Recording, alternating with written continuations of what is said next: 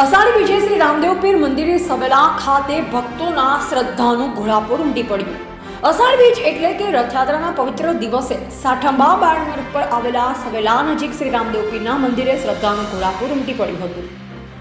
આમ તો આખા વર્ષની દર સુદ બીજે શ્રી રામદેવજી મંદિરે સવેલા ખાતે આજુબાજુના 50 કિલોમીટરના વિસ્તારમાંથી લોકો પગપાળા દર્શને આવતા હોય છે. પરંતુ આજે અષાઢી બીજ હોવાથી લગભગ 25,000 ઉપરાંત ભક્તોએ શ્રી રામદેવ પીર મંદિર સવેલા ખાતે દર્શન કરી પાવન થયા હતા.